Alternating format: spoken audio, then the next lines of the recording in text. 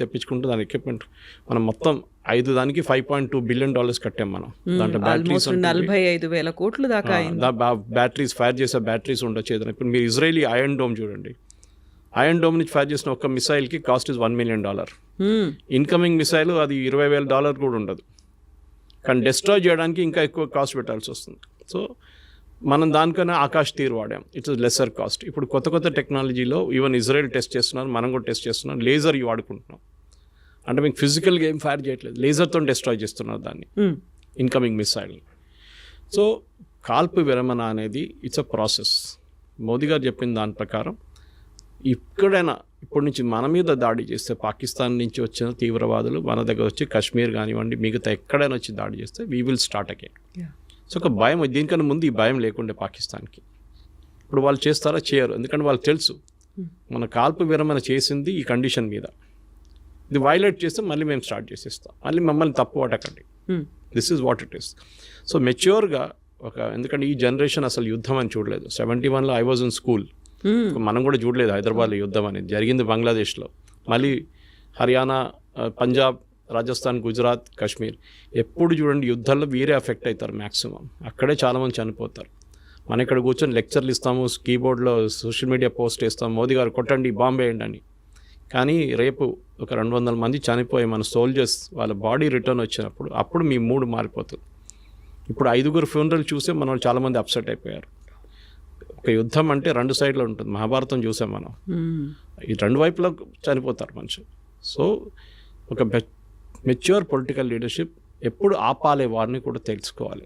And Russia Ukraine war is a classic example. మళ్ళీ చెప్తాను, ఇంకా ఇజ్రాయెల్ గాజా అది యుద్ధం అని చెప్పలేము, దట్ ఇస్ అగైన్ మనం యాక్ట్ చేస్తున్నట్టు. ఒక టెర్రరిస్ట్ గ్రూప్ మీద వాళ్ళు కొడుతున్నారు. రష్యా యుక్రెయిన్ వార్లో 2 సైన్యాలు కొట్టుకుంటుంది. ట్రూ. మనది సెకండ్ స్టేజ్లో పాకిస్తాన్ ఆర్మీ వచ్చారు, ఫస్ట్ స్టేజ్లో పాకిస్తాన్ ఆర్మీ లేకుండే, మనం డైరెక్ట్ టెర్రరిస్ట్ క్యాంప్ని కొట్టాం. సో పొలిటికల్ మెచ్యూర్ లీడర్షిప్లో చాలా బాగా చేశారు మోదీ గారు, ఎక్కడ ఆపాలని ఆయనకు తెలుసు. సో ఇప్పుడు పాజ్ బటన్ ప్రెస్ చేశారు. కానీ మీకు గుర్తుంటుంది, దీనికన్నా ముందు మన ఫస్ట్ వార్ ఈ టెన్షన్ స్టార్ట్ అయినప్పుడు పెహల్గామ్లో మన ఇండస్ వాటర్ ట్రీటీ ఆపేశాం, దానికి కూడా ఒక పాజ్ బటన్ ప్రెస్ చేశాం. నేను చెప్పేది ఈ ఆర్మీ యాక్షన్ దీనికి అన్నికంటే బ్రిలియంట్ మూవ్ వస్తాయి అది. ఎందుకంటే దాంతో పాకిస్తాన్ మొత్తం సత్యనాశ అయిపోతుంది, కంప్లీట్గా ఫినిష్ అయిపోతుంది. వాళ్ళకు ఒక పంట ఆల్రెడీ పోయింది, ఇంకో పంట ఎప్పుడు పోతుందో తెలియదు. ఎందుకంటే పాకిస్తాన్లో అన్నిటికంటే ఫర్టైల్గా ఏరియా పంజాబ్, పాకిస్తాన్ పంజాబ్. మీకు సింధ్లో కొంచెం ఉంది, కానీ బలూచిస్తాన్ వైపు అసలు మొత్తం డెజర్ట్ లాగా ఉంటుంది. ఇటువైపు ఖైబర్ పఖ్తూన్ఖ్వా అక్కడ కూడా ఎక్కువ ఏం లేదు. సో ఉన్నదంతా ఇక్కడే పంజాబ్లో. పాకిస్తానీ పంజాబ్ చాలా ఫర్టైల్, మన దగ్గర లాగానే, మన పంజాబ్ లాగా. అక్కడ వాళ్ళకి నీళ్ళు రాకపోతే వాళ్ళు కంప్లీట్, వాళ్ళు అసలు ఇప్పుడే ఏం లేదు తినడానికి, ఆట లేదు, ఏం లేదు, వాళ్ళు కొట్టుకుంటున్నారు అక్కడ. అసలు వాళ్ళు కంప్లీట్గా డిస్ట్రాయ్ అయిపోతారు. దానికోసం మీకు గుర్తుంటుంది, గుర్తు చేయండి, ఈ స్టార్ట్ చేసినప్పుడు ఏమన్నారు, నీళ్ళు ఆపేస్తే అది యుద్ధం అన్నారు. అక్కడ అంతా వాళ్ళకి తెలుసు అది ఇంపాక్ట్ అంటే. ఇప్పుడు అడుగుతున్నారు, రిక్వెస్ట్ చేస్తున్నారు ఇండియన్ గవర్నమెంట్, మనం నెగోషియేట్ చేద్దాం. ఎందుకంటే 1960లో సైన్ చేసిన అగ్రిమెంట్ ఇది. అప్పుడు మనం 80% నీళ్ళు వాళ్ళకి ఇస్తున్నాం అని చెప్పి అగ్రిమెంట్ సైన్ చేసుకుని చాలా పెద్ద తప్పు అది. Now that mistake has been corrected. మన పాపులేషన్ మారిపోయింది, మాకు కూడా దానికి రైట్స్ ఉన్నాయి. ఎందుకు లేదు? నేను if you see the river, నేను లే లదాఖ్ వెళ్ళినప్పుడు చూశాను, చాలా బాగుంటుంది, బ్యూటిఫుల్ ఉంటుంది, డెసలేట్. అక్కడ టిబెట్ నుంచి వస్తుంది అది వచ్చి ఇండస్ రివర్ మెయిన్ సిస్టమ్ అక్కడ. అది కాకుండా మనకు 3 వెస్టర్న్ ఫ్లోయింగ్ రివర్స్ ఉంది including Indus, 3 eastern flowing rivers through Punjab. So Indus, Beas, Sutlej, Yamuna అన్నీ, that is the continuous link అన్నమాట.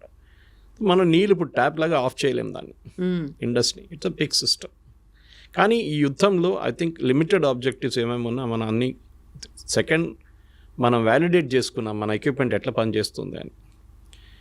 ఈ యుద్ధంలో మీరు ఎక్కడైనా సోల్జర్స్ తుపాకీలు తీసుకొని అక్కడ పరిగెత్తడం చూసారా అటువైపు, లేకుంటే ట్యాంకులు వెళ్తాం చూసారా? టిపికల్ వార్ లేదన్నీ చూస్తాం మనం, కానీ యుద్ధం మారిపోయింది, స్ట్రాటజీస్ మారింది అండ్ మోర్ ఎక్విప్మెంట్. ఈ యుద్ధం ఎట్లా నడుస్తుంది అనేది కాన్సెప్ట్ మారిపోయింది. అది యుక్రెయిన్ రష్యా వార్లో తెలిసిపోయింది. ఈవెన్ ఇజ్రాయలీ గాజాలో కూడా హూతీస్ మిసైల్ ఫైర్ చేస్తున్నారు, ఇరాన్ మిసైల్స్ ఫైర్ చేస్తున్నారు, లెబనన్ వాళ్ళు ఫైర్ చేస్తున్నారు, ఇక్కడ హమాస్ వాళ్ళు ఫైర్ చేస్తున్నారు మిసైల్స్. ఇజ్రాయెల్ ఏమో దాన్ని ఆడుకుంటుంది. వాళ్ళు ఐరన్ డోమ్ కానివ్వండి, డేవిడ్ స్లింగ్ అండ్ పేట్రియట్, వాళ్ళ దగ్గర 3 డిఫెన్స్ సిస్టమ్స్ ఉన్నాయి, ఎయిర్ సిస్టమ్స్. ఒకటి 60 కిలోమీటర్ దాకా, ఒకటి 200 కిలోమీటర్ల దాకా, ఇంకోటి ఇంటర్కాంటినెంటల్ బ్యాలిస్టిక్ మిసైల్ డీల్ చేయడానికి పేట్రియట్. మన దగ్గర కూడా అదే, మన దగ్గర కూడా 3 డిఫరెంట్ టైప్స్ ఆఫ్ 3 నారు ఉన్నాయి మన దగ్గర. ఆకాష్ నుంచి మన నార్మల్ యాంటీ ఎయిర్క్రాఫ్ట్ గన్ నుంచి అక్కడి నుంచి మొదలవుతుంది అనమాట. Last one is SU-400. So మన దగ్గర అన్ని ఎక్విప్మెంట్ వ్యాలిడేట్ అయిపోయింది. బ్యాటిల్ ఫీల్డ్ కండిషన్లో ఎట్లా పనిచేస్తుంది, మీరు ల్యాబ్లో తయారు చేసుకున్న బాగానే ఉంది, ఫీల్డ్ ట్రయల్ చేస్తుంది బాగానే ఉంది, కానీ బ్యాటిల్ కండిషన్లో పనిచేస్తుందా లేదో చెప్పలేము. పాకిస్తాన్ ఆ రోజు మీకు గుర్తుంటుంది, ఒకటేసారి వాళ్ళు మన మీద 15 మిసైల్స్ ఫైర్ చేశారు. S-400 చెప్పచ్చు. S-400కి ఒకటేసారి they can up to 300 missiles tackle చేయొచ్చు, ఏ సోర్స్ నుంచి ఎక్కడి నుంచి వస్తాయి కూడా. సో ఇది పెద్ద సబ్జెక్ట్ యాక్చువల్లీ. కానీ దీన్ని మనం రష్యా దగ్గర తీసుకున్నప్పుడు మనకు కూడా డౌట్ ఉంది, మీకు గుర్తుంటుంది, అప్పుడు US మన మీద శాంక్షన్స్ థ్రెటన్ చేశారు, మీరు ఇది కొంటే అంతే సంగతి, మిమ్మల్ని మీద శాంక్షన్. మోదీ గవర్నమెంట్ చెప్పారు ఓకే. అది ఐ థింక్ గోవా కాన్ఫరెన్స్లో, గోవాలో మన బ్రిక్స్ సమ్మిట్ జరిగినప్పుడు అగ్రిమెంట్ సైన్ చేశారు రష్యాతో. ఇప్పుడు US అన్నారు మీరు తీసుకుంటే రష్యా శాంక్షన్, కానీ మనం we went head political leadership, Modi గారి లీడర్షిప్ ఒక డిసిషన్ తీసుకున్నారు, సరే శాంక్షన్ చూసుకుందామని. కానీ వాళ్ళు ఏం చేయలేదు, ఎందుకంటే వాళ్ళ ఎక్విప్మెంట్ అమ్మాలని చూసారు మన దగ్గర, మనం తీసుకోలేదు. అది ఇది తీసుకోకపోతే అది తీసుకుంటాము అని. ఎందుకంటే US దగ్గర తీసుకున్న ప్రాబ్లం ఏమవుతుందంటే, రేపు మన దగ్గర ఏదైనా గొడవ అయితే, రేపు మనం పాకిస్తాన్ మీద దాడి చేసినా కానీ చైనాతోనే గొడవ పెట్టుకుంటే US చేస్తారు, వీళ్ళు దాని స్పేర్ పార్ట్ ఆపేస్తారు. మన పోఖ్రాన్లో చూసాం మన అప్పుడు US దగ్గర నుంచి చాలా లిమిటెడ్ ఎక్విప్మెంట్ తీసుకున్నాం, కానీ మొత్తం అన్నీ ఆపేశారు వాళ్ళు. So we should be careful. యుద్ధం అనేది ఏదో వచ్చి కొట్టుకుందాం, ఇటు బాంబులు వేద్దాం, మోదీ గారు పాకిస్తాన్ని మొత్తం ధ్వంసం చేసేయండి, అది నడవదు. ఈవెన్ POK ఇష్యూ కూడా దానికన్నా పెద్ద ఇష్యూ. కాకపోతే ఇప్పుడు ఇంత అయిన తర్వాత సడన్గా విక్రమ్ మిస్త్రీ గారి మీద పడ్డారు, ఆయన అబ్యూజివ్ కామెంట్స్ అనేవి ఉన్నాయి, ట్రోల్స్ అనేవి ఉన్నాయి. ఏం జరుగుతుంది అనేది క్లారిటీ మిస్ అవుతోందా, లేకుంటే they are in a mood, at any cost మనం వెళ్ళిపోవాలి, కొట్టేయాలి, స్వాధీనం చేసుకోవాలి, ఈ ఒక ఎమోషన్ని క్రియేట్ చేసింది ఆ అట్మాస్ఫియర్ ఎందువల్ల అంటారు? ఇప్పుడు ఏమైపోతుందంటే, ఇది ఒకటే ఇష్యూ కాదు, క్రికెట్ మ్యాచ్ నడుస్తున్నప్పుడు ఇదే ఇష్యూ ఉంటుంది. ఒక క్రికెట్ మ్యాచ్ ఓడిపోతే సంగతి అంతే, వీళ్ళందరూ కలిసి ధోని మీదనో కెప్టెన్ ఎవరున్నా విరాట్ కోహ్లీయా లేకుంటే రోహిత్ శర్మ ఇవే పడతారు వీళ్ళందరూ కలిసి. సో మన దగ్గర ప్రాబ్లం ఏంటంటే, నేను చెప్పాను చూడండి, మన దగ్గర డ్రాయింగ్ రూమ్లో కూర్చొని IPL చూసుకుంటా ధోని దగ్గర బ్యాటింగ్ ఎట్లా చేయాలని చెప్తారు మన వాళ్ళు. True, they are all expert. ఒక వీక్ బడ్జెట్ వచ్చినప్పుడు అందరు బడ్జెట్ ఎక్స్పర్ట్స్, ఫైనాన్స్ ఎక్స్పర్ట్స్ అయిపోతారు. క్రికెట్ మొదలైతే అందరు క్రికెట్ ఎక్స్పర్ట్స్ అయిపోతారు. దాని తర్వాత ఇప్పుడు యుద్ధం వచ్చినప్పుడు అందరు యుద్ధం, అన్ని వార్ ఎక్స్పర్ట్స్ అయిపోతారు. మీరు కూర్చొని మోదీ గారికి అడ్వైస్ ఇవ్వక్కర్లేదు. మీరు చూసుంటారు, పెహల్గాం జరిగిన తర్వాత 5 రోజుల తర్వాత చాలామంది నా దగ్గర స్టూడియోస్లో అడిగారు ప్రశ్న, మోదీ గారు ఏంటి ఏం చేయట్లేదు, ఎందుకంత సైలెంట్గా ఉన్నారు అడిగారు నా దగ్గర, మోదీ బాంబ్ క్యో నెయ్యి దాల్ రా. నేను చిన్నపిల్లల ఆట కాదు ఇది. ఫస్ట్ ఆఫ్ ఆల్ ప్లానింగ్ ఉండాలి, ఇంటెలిజెన్స్ ఉంటుంది. ఎక్కడెక్కడ వాళ్ళ టెర్రర్ క్యాంప్స్, వాళ్ళ దగ్గర 24 టెర్రర్ క్యాంప్స్ ఉంది పాకిస్తాన్. మనం కొట్టింది 7 నుంచి 9, దాంట్లో 14 మిసైల్ యూజ్ చేసాం మనం. ఒక స్పాట్లో మనం 3 సార్లు కొట్టాము, మీరు చూసుంటారు ఆ వీడియో వాళ్ళు చూపించిన దాంట్లో. సో ఆ పరిస్థితికి రావాలంటే 14, మీరు గుర్తుంటుంది మన ఉరి జరిగిన తర్వాత సర్జికల్ స్ట్రైక్స్ 9వ రోజు జరిగింది, పుల్వామా జరిగిన తర్వాత బాలాకోట్ స్ట్రైక్ 13వ రోజు చేసాం, ఈసారి 14వ రోజు చేసాం. టైం అన్నిటికీ ప్లానింగ్ ఉంది, ఎందుకంటే వాళ్ళు రెడీగా కూర్చున్నారు అక్కడ. పహల్గాం కాగానే ఇండియా అటాక్ చేస్తారని వాళ్ళకి తెలిసిపోయింది, టెర్రరిస్ట్ కానివ్వండి పాకిస్తాన్ ఆర్మీ. కానీ ఒక వారం తుపాకీ కూర్చొని పట్టిన మంచి ఒక వారం తర్వాత అంటాడు, ఏంటి ఎవరు రావట్లేదు, ఇది బోర్ కొడుతుంది కదా, మనం ఎంత కూర్చోవాలి చెప్పేసి పక్కన రిలాక్స్ అయిపోతారు. ఆ టైంలో కొట్టాలి. That is very important. Sun Tzu అని చెప్పి చైనీస్ ఫిలాసఫర్ ఉన్నారు, చాలా ఫేమస్, మీరు చదువుంటారు, ఆర్ట్ ఆఫ్ వార్ అని ఒక బుక్ రాశారు. దాంట్లో he always says you should catch the enemy unprepared. చాలా ఇంపార్టెంట్. ప్రిపేర్డ్ ఉన్నప్పుడు మనం మిసైల్ ఫైర్ చేస్తే వాళ్ళు ఫైర్ చేస్తారు, మనకేం అడ్వాంటేజ్, మళ్ళీ మన మీద ధ్వంసం ఎక్కువైపోతుంది. సో వాళ్ళు ఈ షుడ్ మొత్తం ప్లానింగ్ చేసుకున్న తర్వాత, డీటెయిల్ ఇంటెలిజెన్స్ వచ్చిన తర్వాత మనకు కరెక్ట్గా హిట్ చేసాం. వాళ్ళు కూడా అడ్మిట్ చేస్తున్నారు ఇంతమంది చనిపోయారని చెప్పి. ఒక ప్లేస్లో అయితే ఏదో మస్జిద్ లోపల మహిళలు పిల్లలు అందరు చనిపోయారన్నారు. రాత్రి 1 గంటకు ఈ మహిళలు పిల్లలు మస్జిద్ లోపల ఏం చేస్తున్నారండి, ఎందుకున్నారు అక్కడ? అక్కడే మీకు క్వశ్చన్ వచ్చేది. ఇట్ వాజ్ నాట్ ఎ మస్జిద్ పేరు పెట్టుకున్నారు అంతే. అది ప్లేస్ చూడండి, అది ఇప్పుడు మీరు గూగుల్కి వెళ్ళి ఆ మస్జిద్ పేరు కొడితే పర్మనెంట్లీ క్లోజ్డ్ అని వస్తుంది. సో మొన్న కూడా పాకిస్తాన్ ప్రైమ్ మినిస్టర్ వెళ్ళి మేము మళ్ళీ మస్జిద్ని కట్టేస్తాం మళ్ళీ మొత్తం, అంటే వచ్చిన ఫండ్స్ IMF దగ్గర నుంచి ఫండ్ దీనికి వాడుకుంటారు వాళ్ళిగా. మనకు ప్రాబ్లం లేదు, వాళ్ళు ఏమని చేసుకోవచ్చు. ప్రాబ్లం ఈజ్ పాకిస్తాన్ ఆర్మీకి సర్వైవ్ చేయడానికి టెర్రరిజం కావాలి వాళ్ళకి. ఇప్పుడు కాదు, 35 సంవత్సరాల నుంచి చేస్తున్న పని వాళ్ళది. ఆఫ్ఘనిస్తాన్లో టెర్రరిస్ట్ని తయారు చేయడం, ఫస్ట్ ఐసిస్, దాని తర్వాత Al-Qaeda, first Taliban, Al-Qaeda, ISIS, దాని తర్వాత మొత్తం ధ్వంసం అయిన తర్వాత ఇప్పుడు తాలిబాన్ టేక్ ఓవర్ చేసుకున్నారు ఆఫ్ఘనిస్తాన్. సోవియట్స్ పారిపోయారు, మరి తర్వాత యూఎస్ పారిపోయారు, నేటో పారిపోయారు. ఇప్పుడు ఎక్కడ పంపించాలి టెర్రరిస్ట్ అంతని? ఎక్కడో వాడుకోవాలి కదా. నేను ఎప్పుడు దీన్ని భస్మాసుర్ ఎఫెక్ట్ అని చెప్తాను. దీన్ని భస్మాసుర్కి వరం ఇచ్చిన తర్వాత టెస్ట్ చేయడానికి శివ భగవాన్ తల మీద పెడదాం అనుకున్నారు. పాకిస్తాన్ సంగతి అంతే. ఇప్పుడు పాకిస్తాన్ తల మీద తేరికా తాలిబాన్ వచ్చి కొడుతున్నారు, అటువైపు నుంచి బలూచిస్తాన్ వాళ్ళు కొడుతున్నారు, ఇటువైపు టెర్రరిస్ట్ కూర్చున్నారు. వాళ్ళు అంటున్నారు మన ఇండియాకి పోకపోతే మేమేం చేయాలంటున్నారు. ఏం పని ఉంది మాకు ఇక్కడ అండి. సో దే ఆర్ సర్వైవింగ్ దానికోసం. చూడండి, పాకిస్తాన్ ఆర్మీ, పాకిస్తాన్ పొలిటీషియన్స్ అందరూ వచ్చేది పంజాబ్ నుంచి, పాకిస్తాన్ పంజాబ్ నుంచి 90%. ఒక ఎక్సెప్షన్ ఇమ్రాన్ ఖాన్ అట్లాంటి వాళ్ళు ఉండొచ్చు, కానీ మిగతా అందరూ అక్కడి నుంచి వస్తారు. వీళ్ళకి మాఫియా, వాళ్ళు అక్కడే ఎన్షూర్ చేసుకుంటారు. ఈ ఏరియా నుంచి వచ్చిన వాళ్ళే. మీరు ఎప్పుడైనా ఖైబర్ పఖ్తూన్వా లేకుంటే బలూచిస్తాన్ నుంచి ఒక ప్రధానమంత్రి, ఒక ఆర్మీ చీఫ్ పేరు విన్నారా? ఎప్పుడు లేదు. వీళ్ళు అక్కడి నుంచి ఉంటారు. సో వీళ్ళని మనం ఈసారి కొట్టినప్పుడు భావాల్పూర్ కొట్టాం మనం, which was a very emotional hit for them. ఎందుకంటే వాళ్ళు ఎప్పుడు అనుకోలేదు మనం కొడతామని. పాకిస్తాన్ వైపు, అది కూడా పాకిస్తాన్ పంజాబ్లో అటాక్ చేయడం అని చాలా, వాళ్ళు ఎప్పుడు వాళ్ళ డ్రీమ్స్లో కూడా కళ్ళు కూడా రాదు వాళ్ళకి. కొట్టాం మనం. అదొక సైకలాజికల్ బ్లో ఉండేవారికి. దాని తర్వాత మీకు తెలుసు రెస్ట్ ఆల్ ఈజ్ హిస్టరీ అని చెప్పేటట్లు మనం చాలా కొట్టాం. దాని తర్వాత వాళ్ళు వచ్చి మన దగ్గర మనం విరామణ చేసుకుందాం, మనం ఒక ఒప్పందం లాగా చేసుకుని, ఒప్పందం ఎక్కడ సైన్ చేయలేదు. We are not signed any agreement. కానీ ఇప్పటికీ ఒక స్టేల్ మేట్. ఇప్పుడేం లేదు, ఒక టైమ్అవుట్ అంటారు ఫుట్బాల్లో, టైమ్అవుట్ తీసుకున్నాం. అది 5 నిమిషాలు ఉండొచ్చు, 5 రోజులు ఉండొచ్చు, 5 నెలలు ఉండొచ్చు, 5 సంవత్సరాలు ఉండొచ్చు. ఏ రోజు మన మీద నెక్స్ట్ దాడి జరిగిందో ఆ రోజు మనం వి విల్ హిట్ బ్యాక్. ఇప్పుడు పహల్గామ్ జరిగి ఆల్మోస్ట్ 1 నెల కాబోతుంది. మీరు చూడండి, ఒక్క అటాక్ కూడా మనమే జరగలేదు. జరిగితే Modiji will give next authorisation, కొట్టండి ఈసారి అని చెప్పేసి. ఆల్రెడీ వాళ్ళ చాలా మటుకు ధ్వంసం చేస్తాం, వాళ్ళ ఎవాక్స్ని ధ్వంసం చేస్తాం, వాళ్ళ ఫైటర్ ఎయిర్క్రాఫ్ట్ని ధ్వంసం. వాళ్ళు కూడా చాలా మటుకు కాంట్రవర్సీ క్రియేట్ చేశారు. మేము రఫాల్ 5 రఫాల్, 1 రఫాల్, 3 సుఖాయిలు, 2 మిగ్లు కొట్టుపడేస్తామని చెప్పేసి. నిన్ననే government of India detailed statement ఒకటి ఇష్యూ చేశారు through press information bureau. And వాళ్ళ లాంగ్వేజ్లో ఒక ఎయిర్క్రాఫ్ట్ అంటే అసెట్ అంటారు దాన్ని. All our assets are intact అని చెప్పి పెద్దగా సపరేట్గా ఇచ్చారు వాళ్ళకి బాక్స్ లైన్లో. మనది ఒక ఎయిర్క్రాఫ్ట్ కూడా పోలేదు, ఒక ఎయిర్ఫీల్డ్ కూడా అటాక్ కాలేదు. దానికోసం మీరు చూసుంటారు, మోదీ గారు కాగానే, ఈ సీజ్ ఫైర్ కాగానే మోదీ గారు ఫస్ట్ విజిట్ ఆదంపూర్కి వెళ్ళారు. Adampur second biggest air force base మనది.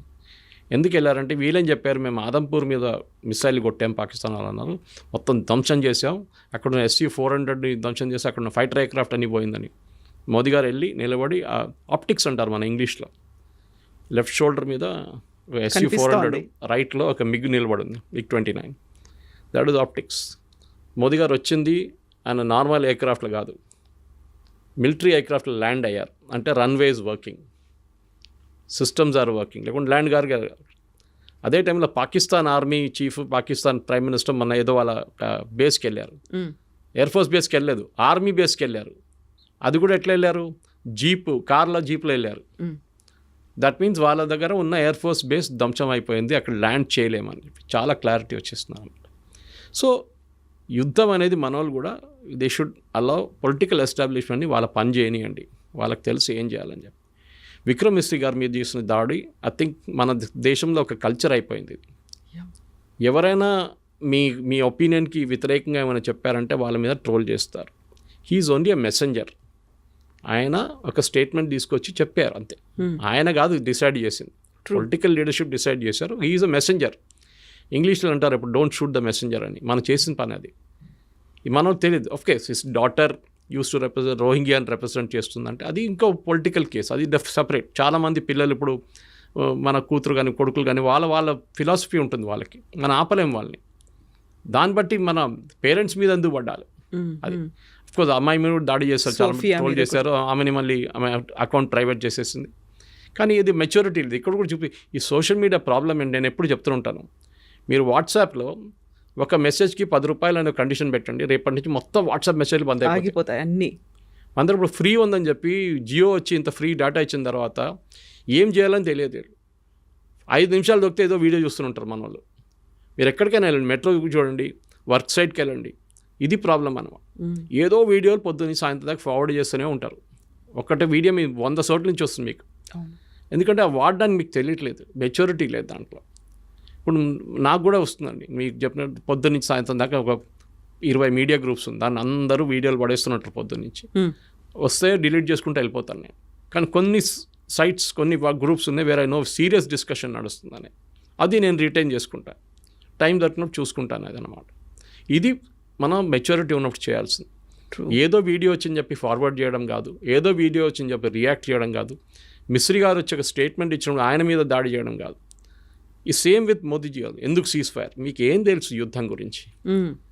బంగ్లాదేశ్ యుద్ధం గురించి తర్వాత మనం బ్యాంక్రప్ట్ అయిపోయాం యాజ్ అ నేషన్. చెప్పాను చూడండి, కంప్లీట్గా బ్యాంక్రప్ట్. 5 సంవత్సరాలు మనకు బయటపడడానికి టైం తీసుకున్నాం, ట్యాక్స్ పెంచాల్సి వచ్చింది. రేపు ఇదే చెప్తారు మోదీ గారు, సరే యుద్ధం చేద్దాం పాకిస్తాను, పని చేస్తాను, పెట్రోల్లో 10 రూపాయలు పెంచేస్తానంటే అందరు ఏడుస్తారు, వద్దు నాకు యుద్ధం వద్దు ఏమొద్దు అంటారు. అప్పుడు ఇది ప్రాబ్లం. అది యుద్ధం ఫ్రీగా నడవదు కదా, దానికి డబ్బులు కావాలి. నేను చెప్పినట్టు మిసైల్ ఫైర్ చేయాలన్నా కానీ మిగతా ఏం చేయాలన్నా మనకు డబ్బులు కావాలి. సరే మనం అప్పుడు చేసాం కూడా, we had put a cess at that time. చైనాతో జరిగినప్పుడు సెస్ పెట్టాం మనం, డబ్బులు కావాలి కదా. ఇప్పుడు అందరూ అంటున్నారు మేము జిఎస్టీ కడుతున్నాం కదా, బాగా చేశారు మీరు, జిఎస్టీ బాగానే వాడుకుంటున్నారని చెప్పి. ఏది తెలియదు అసలు.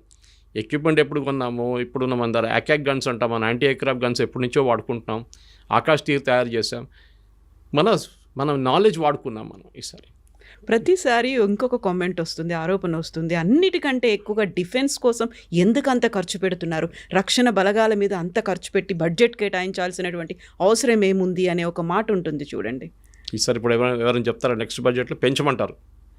చాలామంది నా ఫ్రెండ్స్ రాసుకున్నారు, కావాలంటే ఫండ్ ఎస్టాబ్లిష్ చేసే గవర్నమెంట్ మేము డొనేట్ చేస్తాం అని చెప్పి. చూడండి, మూడు మారిపోయింది ఇప్పుడు సడన్గా. ప్రాబ్లం ఎక్కడ వస్తుందంటే, ఫస్ట్ ఆఫ్ ఆల్ ఈ లిమిటెడ్ ఎంగేజ్మెంట్లో చాలా ఒక పెద్ద, అది చాలామంది ప్రేక్షకులు అది చూడలేదు. ఈవెన్ ఈ defence, so called defence expert కూడా మాట్లాడలేదు. మన దగ్గర ఈసారి ఈ ఆకాష్ తీర్ కానివ్వండి, యాంటీ ఎయిర్క్రాఫ్ట్ గన్స్ వాడింది అగ్నివీర్ అని చెప్పి యంగ్స్టర్స్ని తీసుకున్నారు లాస్ట్ 3-4 సంవత్సరాలు. వాలంటీర్స్ లాగా వాళ్ళు their limited service, short service commission అంటాం మిలిటరీలో. ఈవెన్ ఆఫీసర్స్ కూడా షార్ట్ సర్వీస్ కమిషన్ చేసుకుంటారు చాలామంది. మేజర్ లెవెల్లో they will retire and civilian లైఫ్లో వెళ్ళిపోతారు. అగ్నివీర్ తీసుకొచ్చి ఎంత పెద్ద గొడవ చేసాం మీకు గుర్తుంటుంది. రాహుల్ గాంధీ కానీ మిగతా వాళ్ళు కానీ ఇక్కడ తగలబెట్టారు, ఫైరింగ్ జరిగింది. ఈ యంగ్స్టర్ ఇప్పుడు వస్తున్న యంగ్స్టర్స్కి వాళ్ళ దగ్గర స్కిల్ ఉంది, టెక్నికల్ స్కిల్. ఇది చూడండి, ఐటీఐలో వెళ్ళి ఎక్కడో చదువుకుంటాడు, అందరు ఇంజనీర్లు కాదు కదా, కొంతమంది ఉండొచ్చు. ఈ చేసుకున్న వాళ్ళు దే ఆర్, ఎందుకంటే నాకు తెలిసిన ఒక బ్రిగేడియర్ ఎక్కడ ఉన్నప్పుడు సికింద్రాబాద్, ఆయన he was training Agniveer and he told me, ఆయన చెప్పారు నా దగ్గర, సురేష్ వీళ్ళంతా బ్రిలియంట్ తెలుసా, వీళ్ళకి ఒక ట్యాంక్ ఇచ్చి 2 నెలలు మీరు ట్యాంక్ మీద పనిచేయండి, దాన్ని తిప్పి మొత్తం అక్కడ ఇప్పి ఎక్కడ పెట్టండి అంటే, తర్వాత మొత్తం ట్యాంక్ నిప్పేసి రిటర్న్ ఫిట్ చేస్తారు నెల లోపల అంటున్నారు. మా దగ్గర 40 సంవత్సరాల నుంచి ఉన్న వాళ్ళకి చేయలేకపోతున్నారు. సో ఈ యంగ్స్టర్స్ ఉన్నాయి, ఇప్పుడు తీసుకునే యంగ్స్టర్స్ వాళ్ళు చాలా మట్టుకు టెక్నాలజీతో ఫ్రీక్వెంట్గా వాళ్ళు హ్యాండిల్ చేస్తూనే ఉంటారు. వేరస్ ఈ ఓల్డర్ జనరేషన్కి ఆ కేపబిలిటీ లేదు. నెక్స్ట్ మన ఆర్మీ ఏజ్, యావరేజ్ ఏజ్ కూడా తగ్గింది. పెన్షన్స్ అండ్ శాలరీస్ అది కూడా తగ్గింది. పెద్ద ఆర్మీ ఇప్పుడు చూస్తున్న ఇట్లాంటి యుద్ధాల్లో మనకు పెద్ద ఆర్మీ ఏం అక్కర్లేదు. మనకు కావాల్సింది టెక్నాలజికలీ కాంపిటెంట్గా ఉన్న మనుషులు కావాలి, అబ్బాయిలు అమ్మాయిలు కానీ. ఇప్పుడు కూడా జరిగిన ఈ యుద్ధంలో నాకు తెలిసిన మట్టుకు కాన్ఫిడెన్షియల్ సోర్స్ నుంచి చాలా ఈ కంట్రోల్ రూమ్స్ హ్యాండిల్ చేసింది వాస్ విమెన్. ఎందుకంటే వాళ్ళు కూడా టెక్నికలీ కేపబుల్గా చాలామంది ఉన్నారు. సో అది మీరు either it will be ATCs or అక్కడ కూర్చొని డ్రోన్ హ్యాండిల్ చేస్తున్న వాళ్ళు ఉండొచ్చు, మిసైల్ ఫైర్ చేస్తూ ఉండొచ్చు. వీళ్ళందరూ రాడార్ని కాన్సిస్టెంట్గా చూస్తూనే ఉన్నారు. అది ఒక కేపబిలిటీ, అనలైజ్ చేయడం, ఏ మిసైల్ ఎక్కడ ఫైర్ చేయాలని చెప్పేసి, అది ఎక్కడి నుంచి వస్తుంది, ఎంత స్పీడ్లో వస్తుంది ఆ మిసైల్ అని చెప్పేసి, is it coming at 2.5 times the speed of sound, లేదు నార్మల్ మిసైల్ పంపిస్తున్నారా, బ్లాండ్ డ్రోన్ పంపిస్తున్నారా, లోడెడ్ డ్రోన్ పంపిస్తున్నారా, దీస్ ఆల్ అనలైజ్ చేయాల్సి వస్తుంది అనమాట. సో మీకు టెక్నికలీ కాంపిటెంట్ యంగ్స్టర్స్ కావాలి ఆర్మీలో. సో నేను నెక్స్ట్ జనరేషన్ రిక్రూట్ చేస్తున్నాడు కావాలంటే కంపల్సరీగా మినిమం ఐటీఐని పెట్టండి. అట్లీస్ట్ ఐటీఐలో కొంతమంది వెళ్ళి చదువుకుంటారు. ఇప్పుడు ఐటీఐకి వెళ్ళినోడు ఏం పని లేనోడు అక్కడికి వెళ్తారని చెప్పి ఒక కాన్సెప్ట్ వచ్చేస్తుంది అనమాట. అది కాకుండా ఇప్పుడు ఇట్లా చూపిస్తే కొత్తగా ట్రైనింగ్, ఆర్మీ వాళ్ళు కూడా వాళ్ళ ఎక్విప్మెంట్ ఇచ్చి ట్రైనింగ్ చేపిస్తే ఐటీఐలో రెడీమేడ్గా వాళ్ళకి ప్రోడక్ట్స్ దొరుకుతారు. వాళ్ళకి ఒక టాలెంట్ వచ్చేస్తుంది, మ్యాన్ పవర్ వచ్చేస్తుంది వాళ్ళకి. ఇది జరగాలి. సో ఫ్యూచర్ ఆఫ్ వార్ఫేర్ అనేది ట్యాంకులు కాదు, ఉంటుంది ట్యాంక్ లేదని చెప్పట్లేదు. ఈవెన్ సోల్జర్స్, ఇన్ఫెంట్రీ కాదు, ఉండొచ్చు, అది కూడా ఉంటుంది. ఇన్ఫెంట్రీ యూస్ ఇన్ఫెంట్రీకి ఉంటుంది. కానీ మనం జాగ్రఫీ కోసం వెళ్ళట్లేదు. రష్యా యుక్రెయిన్ జాగ్రఫీ కోసం కొట్టుకుంటున్నారు. మేము 100 కిలోమీటర్లు గుంజుకుంటాం మీ దగ్గర నుంచి, వీళ్ళేమో మేము దగ్గర నుంచి 100 కిలోమీటర్లు గుంజుకుంటాం. మనకు ఆ ప్రాబ్లమే లేదు. మీరు పిఓకే గురించి రెఫరెన్స్ చెప్పారు ఒకసారి. పిఓకే తీసుకోవడం చాలా ఈజీ, మాట్లాడడం again drawing room situation. PoK గుంజుకుందాం మనం. ఈవెన్ అప్పుడప్పుడు అమిత్ షా గారు కూడా అన్నారు, ఫస్ట్ ఆఫ్ ఆల్ పిఓకే తీసుకుంటే అక్కడున్న టెర్రరిస్ట్ని మొత్తం మనం తీసుకోవాలి కదా. అవును కదా. అక్కడున్న ముస్లిం పాపులేషన్ మనతో వాడారు, వాళ్ళు పాకిస్తాన్ వాళ్ళు మన దగ్గరికి ఎందుకు వస్తారండి? ఆ కల్చర్ డిఫరెంట్గా ఉంది. కల్చర్ ఒకటే కాదు, ఇప్పుడు మీరు రేపు వెళ్ళి నేను బంగ్లాదేశ్ కాన్కర్ చేస్తాను అంటే బంగ్లాదేశ్ వాళ్ళు ఎందుకు వస్తారు భారతదేశంతో? రారు. వాళ్ళంటే మాది స్వతంత్రం, ఇది పిఓకే ఉండొచ్చు, పాకిస్తాన్ ఆక్యుపైడ్ కాశ్మీర్ ఉండొచ్చు, కానీ అక్కడ ఉన్న వాళ్ళు పాకిస్తానీ వాళ్ళు, ఇప్పుడు కాశ్మీర్ వాళ్ళు కాదు. అది జనరేషన్లు మారిపోయాయి. అక్కడ వాళ్ళు పాపులేషన్ రీసెటిల్ చేశారు. పంజాబ్ వైపు నుంచి, సింధు వైపు నుంచి చాలామందిని తీసుకొచ్చి రీసెటిల్ చేశారు పిఓకేకి. పాపులేషన్ మేట్రిక్స్ మారిపోయింది. రెండోది, మీరు ఇండియన్ పాపులేషన్ తీసుకుంటే ఇదే బీజేపీ వాళ్ళు ఏడుస్తారు రేపు, అరే అందరు ముస్లిమ్స్ వచ్చేసారు, 10 లోక్సభ సీట్లు వాళ్ళకి పోయింది ఇప్పుడు అని చెప్పేసి.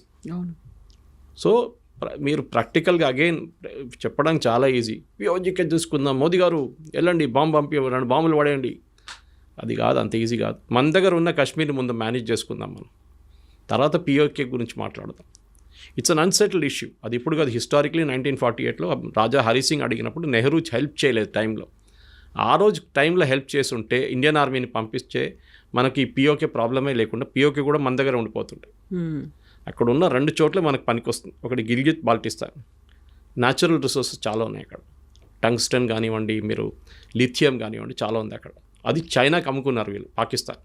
ఇప్పుడు చైనీస్ కంపెనీలు పనిచేస్తున్నాయి అక్కడ, దానికి ఒక్కటే ఇంట్రెస్ట్ ఉంది మనకి, అది వచ్చేస్తే మనం తీసుకుంటాం కావాలంటే. కానీ అంత ఈజీ కాదు, అక్కడ కూడా పొలిటికల్ మెచ్యూరిటీ ఉండాలి. సరే, ఒక ప్రాబ్లం ఉంది, పిఓజేకే మన దగ్గర లేదు. ఒఫీషియల్లీ మనం 22 సీట్లు కూడా ఇచ్చేసాం జమ్మూ కాశ్మీర్ అసెంబ్లీలో, ఎవరు లేరు క్యాండిడేట్, కానీ 23 సీట్లు 22 సీట్లు ఇచ్చేసేవాళ్ళు.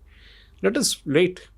ఏదో ఒక రోజు అక్కడున్న ప్రజలు ఇప్పుడు బలూచిస్తాన్లో చేసినట్లు గొడవ చేసి వచ్చి మాకు భారతదేశంలో విలీనం అయిపోతాం, అటువైపు బారాముల్లా దాకా మీరు ట్రైన్ తీసుకొచ్చారు, వందే భారత్ తీసుకొచ్చారు, చెనాబ్ బ్రిడ్జ్ కట్టారు, ఇంత బాగుంది అక్కడ అన్ని డెవలప్మెంట్, మా దగ్గర ఇక్కడ ఏం లేవు, మేము మీ దగ్గరకు వచ్చేస్తామంటే అది డిఫరెంట్ మ్యాటర్. దెన్ అక్కడ ఉన్న సిటిజన్స్ రెబెల్ చేస్తారు, అప్పుడు ఏం చేస్తారు, ఆర్మీ వాళ్ళు ఫైర్ చేస్తారు, చాలామంది చనిపోతారు, మళ్ళీ అక్కడ గొడవ ఉంటుంది. అది